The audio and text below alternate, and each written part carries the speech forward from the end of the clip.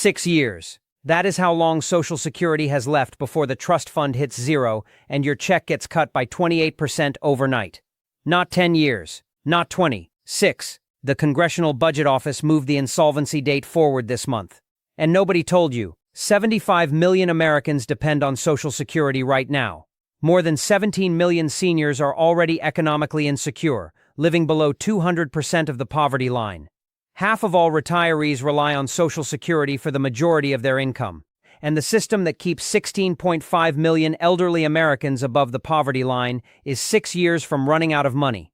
They cut 7,000 workers from the Social Security Administration this year, the largest staffing cut in the agency's history. One employee now serves 1,480 beneficiaries. Phone wait times hit 5 hours. AI bots are hanging up on seniors mid-call. They are closing field offices across the country. Disability hearings are backlogged by 24%. And the clawback policy that was supposed to protect you went from 10% to 100% to 50% in 90 days because the people running this agency do not have a plan. They have a calculator and a chainsaw. Your 2.8% raise this year, Medicare ate a third of it before you even got it. The Part B premium increase was 3 times larger than the COLA. 77% of seniors told AARP it would not be enough, and while your check gets smaller in real terms every single year, the government is spending $1 billion a day on a war that nobody budgeted for, that is draining the money that was supposed to keep this system alive. There are proposals on the table right now to cap your benefits at $2,050 a month. There are proposals to raise the retirement age to 69.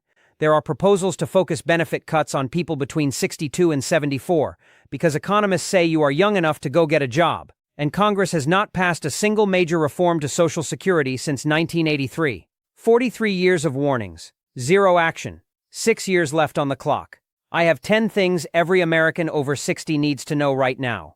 I am going to show you what happened this month, what they are planning to do to your benefits, and what you can do to protect yourself before it is too late. Number 4 is going to make your blood boil. Number 2 is the one that affects you personally if you are between 55 and 65.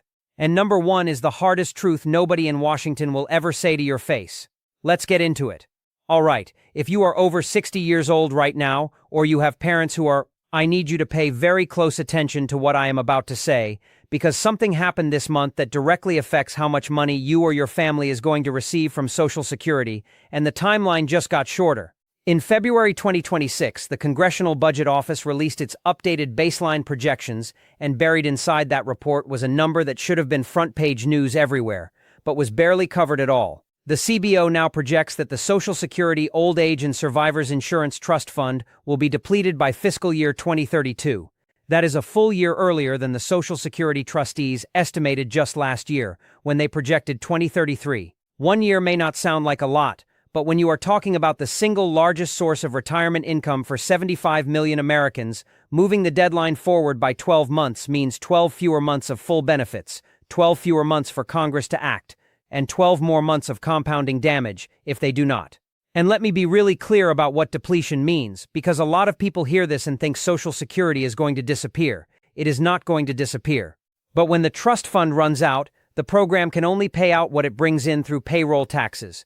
And the CBO estimates that the revenue coming in at that point will only cover about 76 to 77% of scheduled benefits. The Committee for a Responsible Federal Budget put a finer number on it. They said the average cut would be 28%. Fortune magazine reported that the Penn-Wharton budget model now gives Social Security just 6 years. CNBC reported this week that a typical couple who is 60 years old today, retiring at insolvency, would face an $18,400 per year benefit cut. That is not $18,400 total. That is $18,400 every single year for the rest of their lives. And the Motley Fool reported just today that the trust fund depletion date could be even sooner than 2032, because recent policy changes and demographic shifts are accelerating the timeline faster than anyone modeled. They just gutted the workforce that actually processes your benefits and replaced experienced humans with AI bots that hang up on you. Now this one is going to make you angry, because while Congress is debating what to do about the trust fund in the future, there is a crisis happening right now at the Social Security Administration that is affecting people today. This month, this week, the Center on Budget and Policy Priorities published a devastating report just 3 days ago documenting what they called the largest staffing cut in SSA history.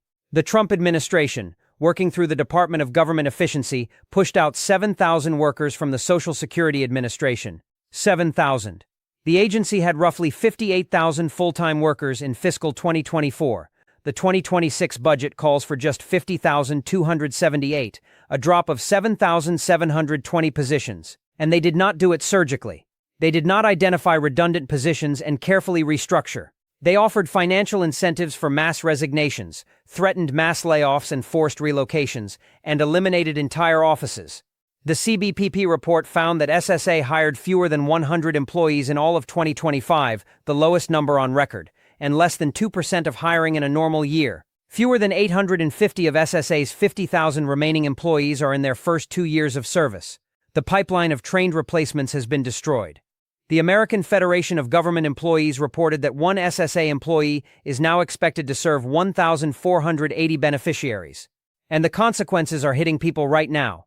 The disability hearings backlog has jumped 24% in just 1 year. SSA lost 13% of its administrative law judges between January 2025 and January 2026, the largest one-year drop on record, leaving the fewest ALJs in at least 20 years. Local field offices had over 12 million unprocessed transactions sitting in their systems, according to the Washington Post. Newsweek reported that a group of Democratic senators led by Elizabeth Warren sent a letter to SSA warning that staffing cuts are pushing customer service into crisis. When one reporter tested the phone line on a Monday morning, the estimated hold time was already 30 minutes at 9:38 a.m. A Social Security expert and attorney told the Philadelphia Inquirer that her team spends hours on hold, sometimes calling 15 times a day, only to get AI bots that spit out random information nobody asked for and then hang up. The plan going forward is to cut field office visits in half, from 31 million per year to 15 million, and replace human service with artificial intelligence and a centralized digital system. And if you are 75 years old and you do not use a computer, or you live in a rural area where the nearest office just closed, or you have a disability that makes navigating a phone tree impossible, you are simply out of luck. Your 2.8% raise already disappeared before you even got it. Alright, let me explain something to you that is going to make you furious once you see how the math actually works. In January 2026, Social Security beneficiaries received a 2.8% cost of living adjustment. The SSA announced it in the fall and made it sound like good news. The average retiree got about $56 more per month, bringing the average benefit to $2,071. Now on the surface, that sounds like a raise. Except it is not a raise. It is a disappearing act. Because at the exact same time that $56 showed up in your check, the Centers for Medicare and Medicaid Services increased the standard monthly premium for Medicare Part B from $185 to $202.90. That is a $17.90 increase. So right off the top, nearly a third of your so-called raise got swallowed by one Medicare premium increase before you bought a single gallon of milk. And that $17.90 is just the premium. The annual Part B deductible also went up $26, from $257 to $283. The Part A inpatient hospital deductible rose $60, from $1,676 to $1,736. The Senior Citizens League pointed out that this is the third consecutive year that the Medicare Part B premium has risen faster than the Social Security COLA, and that this year the premium increase of 9.7% was more than 3 times the COLA of 2.8%. 3 times. Motley Fool surveyed retirees and found that 54% said a 2.8% COLA would not be enough in 2026, and 68% said the raise would provide little to no help in covering essential costs. ARP surveyed older adults and 77% said a raise of around 3% would not be enough to keep up with rising prices. And here is the part that nobody tells you. The COLA is calculated using something called the CPIW, which tracks inflation for younger urban wage earners and clerical workers, not retirees, not elderly people. Working-age adults. The government has an experimental index called the CPIE, which actually tracks the spending patterns of people 62 and older, and it consistently runs higher because seniors spend a disproportionate share of their income on healthcare. KFF found that households age 65 and older spend 13.6% of their total budget on healthcare, more than double what younger people spend. So the COLA is based on the wrong index. It does not reflect what retirees actually spend money on, and the Medicare increases eat whatever is left. The net result for most seniors is that they are losing purchasing power every single year, even though they are technically getting a raise. A registered Social Security analyst told U.S. News that most beneficiaries will not even notice the increase. And someone in the comments of the Medicare Rights Center said it plainly. They receive under $1,000 a month, have had to rely on food banks for food, and have begged churches for help paying their heating bill. That is what a 2.8% raise looks like in real life. The Iran war is draining the money that was supposed to go toward fixing this, and nobody in Washington will say that out loud. Now I have to connect something for you that almost no media outlet has been willing to connect because it is politically uncomfortable, no matter which side you are on. On February 28, 2026, the United States launched Operation Epic Fury against Iran. The Pentagon burned through $11.3 billion in the first 6 days. The ongoing cost is approximately $1 billion per day. Penn Wharton projects that the total economic damage could reach $210 billion, and the Independent Institute published a piece in March pointing out that the U.S. government was already on track for a $1.9 trillion deficit in fiscal year 2026 before a single bomb was dropped.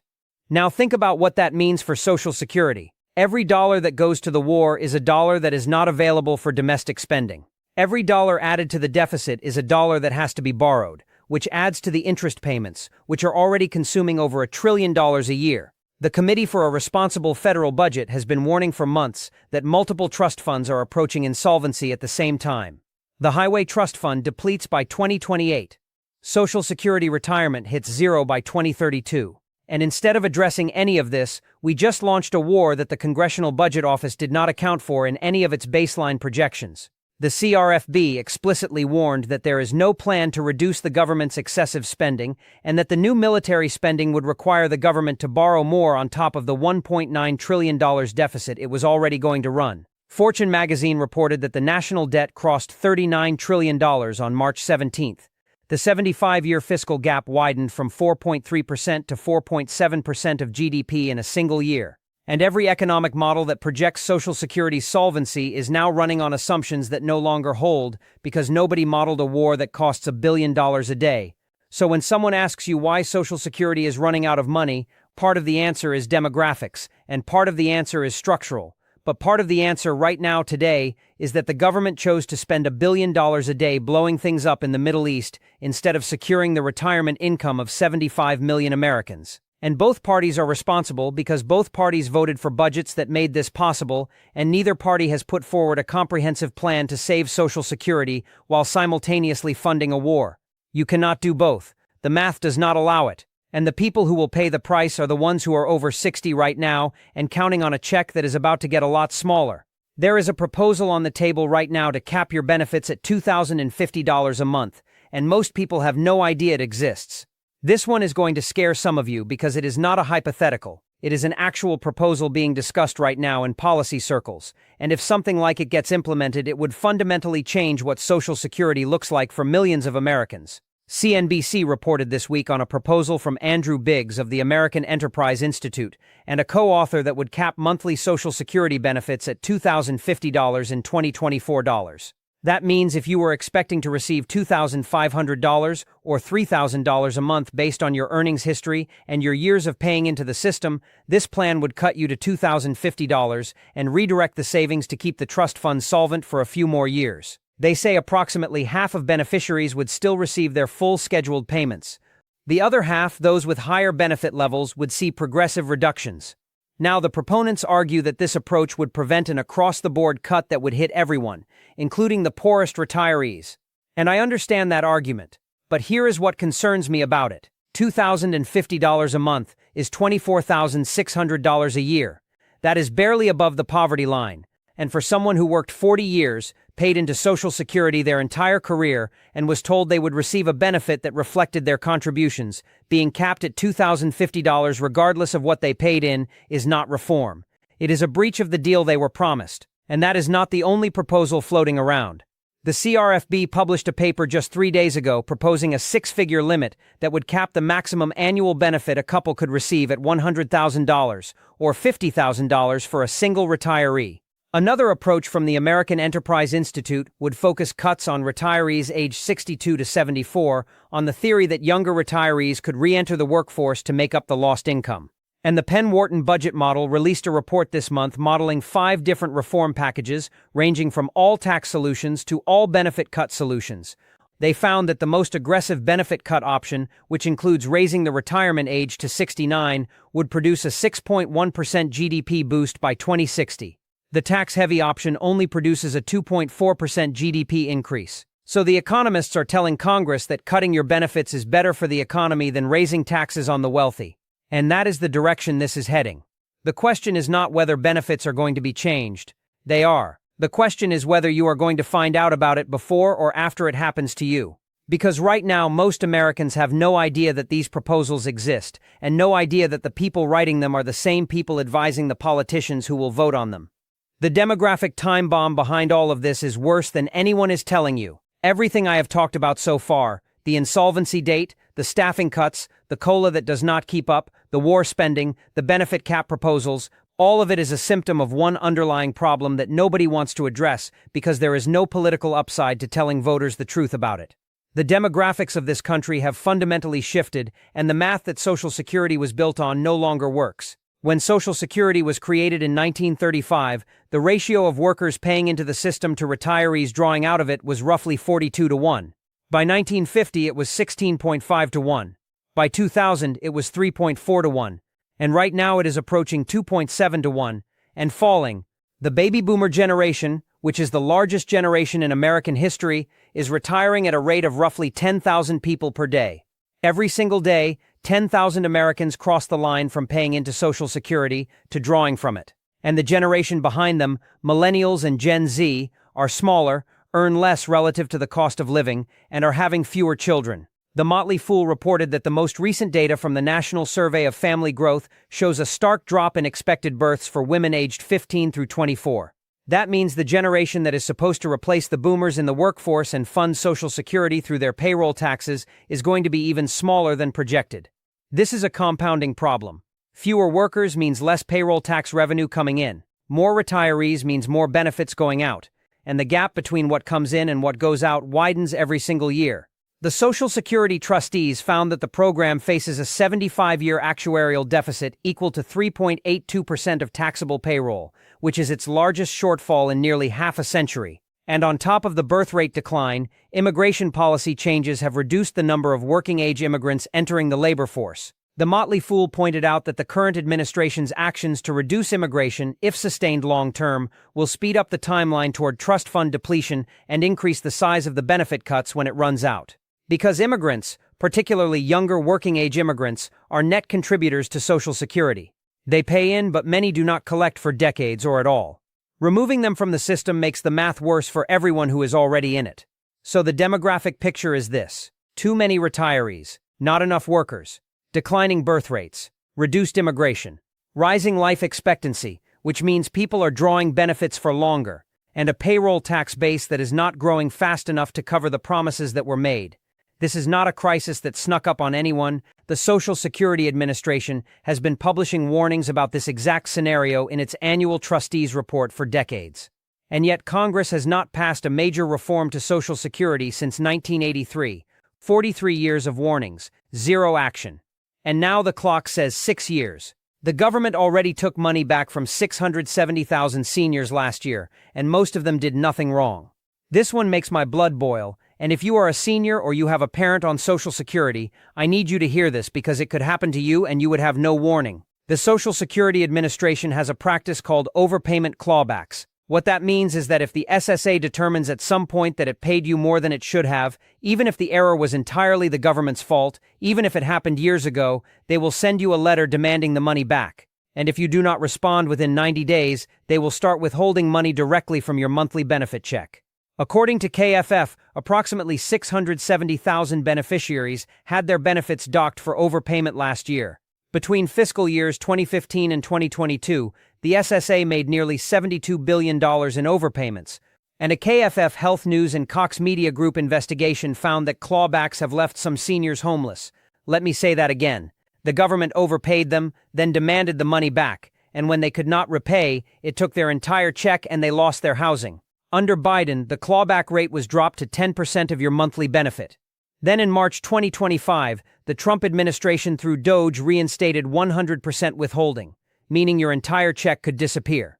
After massive public backlash, they walked it back to 50% in April. Richard Fiesta, executive director of the Alliance for Retired Americans, called the 100% rate ridiculously draconian and cruel. And even at 50%, Kathleen Romig from the Center on Budget and Policy Priorities said losing half your Social Security check would make it harder for many people to afford housing, food, and health care. ARP's Bill Sweeney pointed out that in most cases these overpayments are actually the government's fault. The SSA entered incorrect data, processed information late, or made calculation errors, and then punished the beneficiary for the agency's own mistake. And here is the detail that makes this even worse. Scammers have weaponized the fear around clawbacks. The FTC received over 330,000 government imposter scam complaints in 2025, a 25% increase from the year before, and Social Security is the #1 most impersonated agency. Fraudsters are sending fake demand letters that mimic SSA letterhead, citing real statutes, threatening to garnish your benefits unless you pay immediately by wire transfer or gift card. So seniors are now being hit from both sides. The real government is clawing back money from their checks for errors they did not cause, and fake scammers are exploiting the fear created by that real policy to steal even more from them. That is the system working against the people it was built to protect. The politicians who promise to protect Social Security are the same ones who refuse to fund it.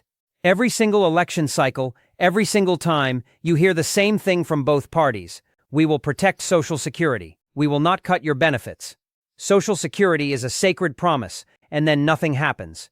I want you to understand this because it is the most important political fact in this entire video. Congress has not passed a major reform to Social Security since 1983. 1983. That is 43 years of doing absolutely nothing while the trustees report, the CBO, the CRFB, the Government Accountability Office, and every actuarial analysis on the planet has been screaming that the trust fund is running out of money. The 1983 reforms were supposed to keep the program solvent through 2057. But the assumptions they used in 1983 were wrong. Birth rates fell further than expected. Life expectancy rose further than expected. And Congress never went back to adjust the formula. Every year the trustees publish a report that says the same thing. The program is running a deficit. The trust fund is shrinking. Action is needed. And every year Congress reads the report, holds a hearing, and does nothing. And the reason is simple. Fixing Social Security requires one of two things that politicians hate. You either raise taxes, which makes voters angry, or you cut benefits, which makes voters angrier. So they punt. They kick the can down the road, and every year they punt, the fix gets more expensive and more painful. The CRFB calculated that if reforms had been enacted in 2010, the changes needed would have been roughly 25% smaller than what is needed today. Every year of delay costs the equivalent of billions of dollars in either additional taxes or deeper benefit cuts. And both parties are guilty. Republicans refuse to raise the payroll tax cap above $184,500, which would immediately extend the trust fund by decades. Democrats refuse to consider any benefit adjustments, even modest ones targeted at the wealthiest recipients. And while they argue about which side is more at fault, the clock runs down. 6 years. The CRFB published a paper this actual week, proposing a 6-figure limit that would cap benefits for wealthy couples and save enough to close a significant portion of the funding gap. Penn Wharton published reform models. The American Enterprise Institute published contingency plans. Everyone in the policy world has a plan. The only people without a plan are the 535 men and women in Congress who have the actual power to implement one. And when the trust fund hits zero and your check gets cut 28% overnight, they will stand in front of a camera and say nobody could have predicted this. They predicted it. The trustees predicted it. The CBO predicted it. Every expert predicted it. Congress just chose not to act because acting would have cost them votes. And the people who pay the price for that cowardice are the 75 million Americans who depend on that check. If you are between 55 and 65 right now, you are in the most dangerous position of anyone in this country. I want to speak directly to you right now if you are between the ages of 55 and 65, because you are in the worst position of anyone affected by this crisis, and I do not think enough people are telling you that clearly enough. Here is why. If you are 70 or older right now, you are already collecting Social Security. Your benefit amount is locked in. You will still face the COLA erosion, the Medicare premium increases, and the potential clawback issues I already talked about. But your baseline benefit is established. If you are under 50, you have time. Not a lot of time, but enough to adjust your retirement plan, build additional savings, find other income sources, and emotionally prepare for the possibility that Social Security may look very different by the time you reach retirement age. But if you are between 55 and 65, you are caught in the worst possible position. You are too close to retirement to dramatically change your financial trajectory. You have already spent decades planning around Social Security being there at a certain level. Your 401k, if you have one, is built on the assumption that Social Security will cover a significant portion of your monthly expenses. And now, in the final years before you retire, the CBO is telling you that the trust fund will be depleted when you are between 61 and 71 years old. If you are 60 today, you will be 66 in 2032 when insolvency hits. That is right at or near your full retirement age. CNBC reported this week that a typical couple who is 60 today would face an $18,400 per year benefit cut if nothing is done. That is $1,533 per month that you were counting on that may not be there. The American Enterprise Institute proposal we discussed would specifically focus benefit cuts on retirees aged 62 to 74, on the theory that they are young enough to re-enter the workforce. So the policy world is literally telling you that if you are in your early 60s and your benefits get cut, the solution is to go get a job. After spending your entire adult life paying into a system that promised to support you. And here is the part that nobody is being honest about. There is no guarantee that Congress will fix this before 2032. A senior fellow at the American Enterprise Institute told CNBC that lawmakers may wait until the last minute or even after the trust funds are depleted, based on how they have handled recent federal government shutdowns. The Motley Fool said the smart thing to do is prepare for benefit cuts, and this holds true whether you are retired or still working. So if you are in this age window, I am telling you right now, do not count on the full amount you see on your Social Security statement. Assume a 20 to 28% reduction. Build your budget around the reduced number. If the cut does not happen, great, you have a cushion. If it does, you will not be blindsided. Because the worst thing that could happen to you is to retire at 65 with a financial plan built on a promise that Congress breaks 6 months later. Nobody is coming to save you, and the sooner you accept that, the better off you will be. Here it is. The last one. And this is the one I have been building toward the entire video, because everything I have said, the insolvency timeline moving up, the doji gutting the workforce, the COLA that gets eaten by Medicare, the war draining the budget, the benefit cap proposals, the demographic collapse, the clawback policies, the 43 years of congressional inaction, the impossible position that 55 to 65-year-olds are in right now, all of it leads to one conclusion that is very hard to accept, but that I believe with everything in me is the truth. Nobody is coming to save Social Security before it is too late. Not Congress, not the president, not either party. They will continue to make promises. They will continue to run campaign ads about protecting your benefits. They will continue to hold hearings and publish reports and express grave concern. And then they will continue to do nothing, because the political cost of acting is higher than the political cost of letting the clock run out and blaming the other side when it does. And when 2032 arrives and the trust fund is empty and the checks get cut, they will call it an emergency. They will say they need more time. They might borrow against the future and kick the can down the road another few years. And the entire time you will be the one absorbing the damage. Not them. You. So here is what I want you to do. And I am not saying this to scare you. I am saying this because I care about you and I want you to be ready. First, log into your My Social Security account at saa.gov and look at your projected benefit amount. Then reduce that number by 25%. That is your planning number. Build your retirement budget around that. Second, if you are still working and you have access to a 401k or an IRA, max it out. Every single year between now and retirement. Time is your most valuable asset and it is running out. Third, if you are already retired and Social Security is most of your income, start looking at ways to create even a small additional income stream. Even $500 a month from part-time work or a side hustle provides a meaningful buffer against a benefit cut. Fourth, do not fall for scams. Social Security will never call you threatening arrest. They will never ask for payment by gift card, wire transfer, or cryptocurrency. If you get a threatening call or letter, hang up and call the SSA directly at 800-772-1213. And fifth, share this video with every person you know who is over 55. Not for me, not for the algorithm, for them. Because the information in this video is the information that the people who are supposed to be protecting them are not telling them. And they deserve to know the truth so they can protect themselves. Because at the end of the day, that is what it comes down to. The government created Social Security.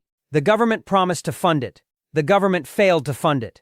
And now the government is asking you to bear the consequences of their failure. You cannot control what Congress does, but you can control how prepared you are when they inevitably let you down. Take care of yourselves out there, guys. Take care of your parents, and I will catch you in the next one.